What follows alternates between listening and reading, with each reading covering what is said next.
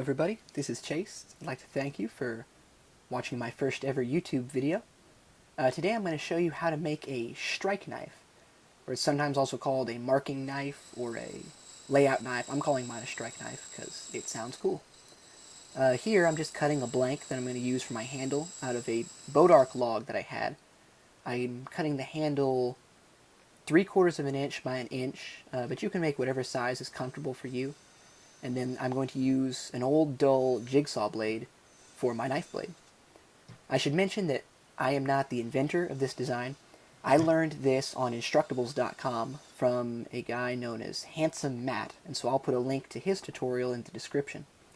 But you see, there's the blade I'm going to use, and so in order to cut the slot for the blade, I use this 1/16 drill bit and just slowly but surely drilled a line of holes to make that slot, and used the jigsaw blade and just kept test fitting it to see when it would finally fit. Just be careful using these 16th drill bits because they can break. I've done it before, and then that's a pain to get out of there, so just be careful using it, and just be slow and sure about it.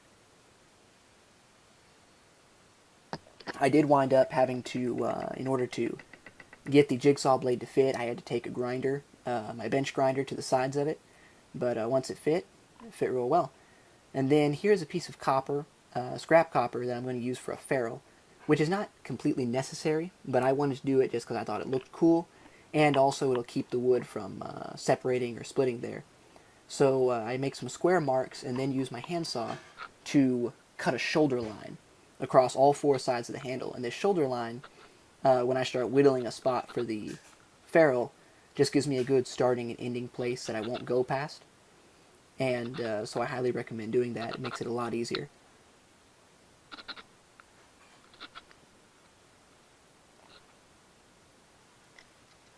So this next step just really takes some persistence and some patience. I used a utility knife to just whittle away at that spot up to my shoulder line and up past to the end of the handle there, using the ferrule, the piece of copper, to just keep checking until I had the right size. I found that clamping it onto my bench and then whittling down into it worked really well. So just stick to it and keep with it. You'll eventually get there.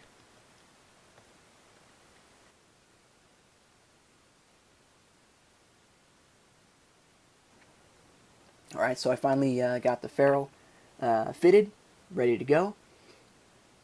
And so now we can start to shape the handle. And I use a sanding block with some 60 grit sandpaper, I believe, possibly 80. Either way, I just rounded the corners, made it till it felt nice and comfortable in my hand.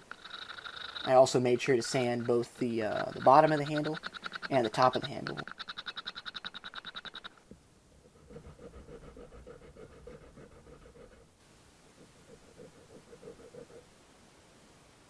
Then I used a fine sandpaper at 220 just to get a nice smooth finish on all 4 sides, so the handle felt real nice and finished. Now, I used a typical 2-part epoxy to set both the ferrule and the handle. Don't use too much because you don't want it to squish out all over the place, because that can be a pain to clean up, and when it dries, I'm sure it will be real difficult to get off of there. But if it squeezes out the top, that's not that big of a deal, because I wound up grinding the top of the ferrule to make it nice and flush with the top of the handle anyway. Now we'll set the blade. One thing I highly recommend doing when setting the blade is use a piece of tape to cover the top part of the handle and the ferrule there, because this will keep any of the epoxy that you have on the blade from getting on the rest. Just use the blade to stick a hole there into your slot.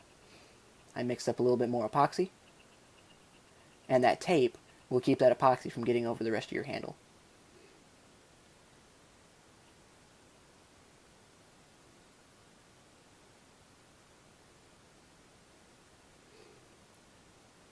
Make sure you get plenty in there. You really want that blade to be sturdy in the handle.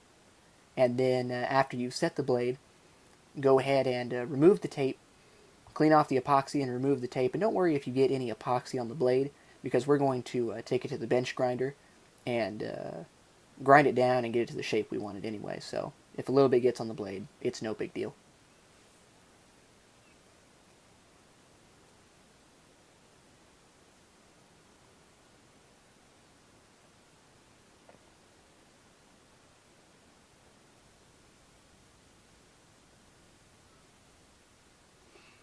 Now here we are at the bench grinder.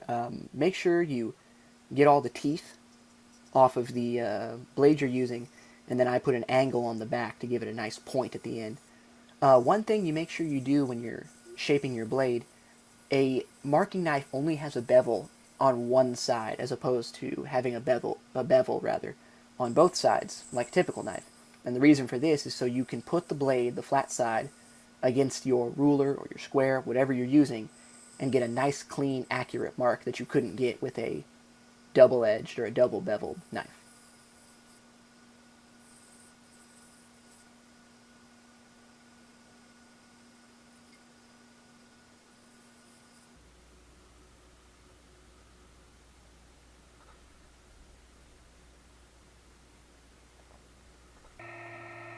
Now this is an example of using a tool for a purpose which it was not intended for. If you don't feel comfortable with this, by all means, don't do it. But all I did was I mounted in my bench vise my belt sander upside down and had it rigged up to a switch, and then I just used it to get a nice sharp edge on that blade. And it also cleaned any of that epoxy off of there. Now here's just a little test cut with the strike knife.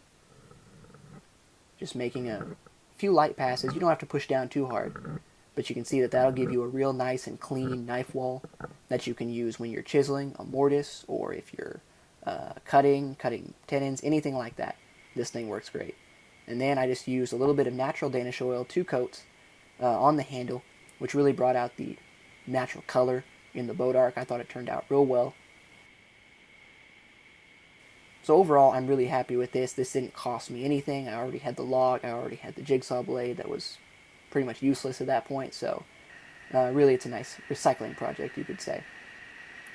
So thank you guys for watching. I really appreciate it.